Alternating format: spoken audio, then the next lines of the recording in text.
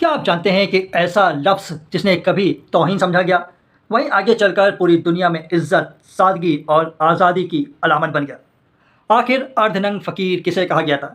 ये जुमला किसने कहा था? क्या ये सिर्फ़ एक ताना था या इसके पीछे छिपी थी अंग्रेज़ी हुकूमत की बेचैनी? आज की ये दास्तान आपको इतिहास के उस मोड़ पर ले जाएगी जहाँ एक साधारण सी धोती पहनने वाला इंसान दुनिया की सबसे ताकतवर सल्तनत के लिए सबसे बड़ा ख़तरा बन चुका था। इस कहानी का ताल्लुक़ है मोहनदास करमचंद गांधी से, जिन्हें दुनिया महात्मा गांधी के नाम से जानती है। लेकिन दिलचस्प बात यह है कि गांधी जी हमेशा से धोती पहनने वाले इंसान नहीं थे। जब वे इंग्लैंड में कानून की तालीम हासिल कर रहे थे तब वे अंग्रेज़ी सूट, टाई और हैट पहनते थे। दक्षिण अफ्रीका में वकालत के दौरान भी उनका पहनावा एक कामयाब बैरिस्टर जैसा ही था। मगर वक्त के साथ उनकी सोच बदली और उन्होंने महसूस किया कि जिस मुल्क के करोड़ों लोग दो वक्त की रोटी और पूरे कपड़े के लिए तरस रहे हों, वहाँ एक नेता का आलीशान लिबास पहनना इंसाफ नहीं हो सकता। सन 1921 मदुरै की यात्रा के दौरान गांधी जी ने एक ऐसा फैसला लिया जिसने उनकी पूरी पहचान बदल दी। उन्होंने देखा कि भारत के गरीब, किसान और मजदूर इतने मुफलिस हैं कि उनके पास तन ढकने के लिए पूरे कपड़े भी नहीं हैं। उसी दिन उन्होंने तय किया कि जब तक इस मुल्क का हर इंसान पूरा कपड़ा नहीं पहन सकता, तब तक वे भी सिर्फ एक साधारण धोती और कंधे पर एक चादर ही पहनेंगे। ये कोई मजबूरी नहीं थी, बल्कि एक खामोश ऐलान था कि उनकी ज़िंदगी अब पूरी तरह हिंदुस्तान के आम आदमी के साथ जुड़ी रही। यही सादगी अंग्रेज़ी हुकूमत की आंख में चुभने लगी।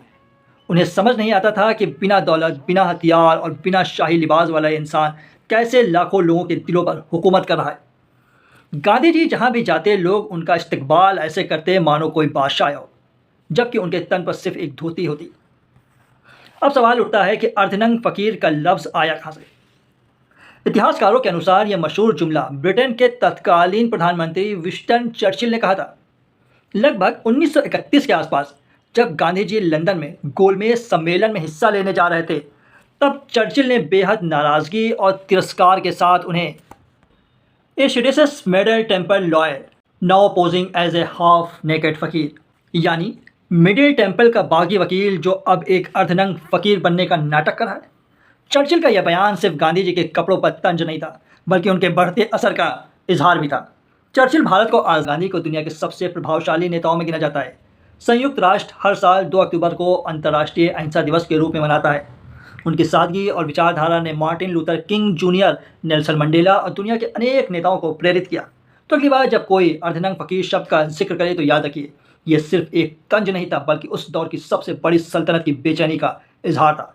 एक साधारण धोती पहने इंसान ने यह साबित कर दिया कि इंसान की असली पहचान उसके कपड़ों से नहीं, बल्कि उसके किरदार, उसके उसूलों और उसकी अडिग हिम्मत से होती है।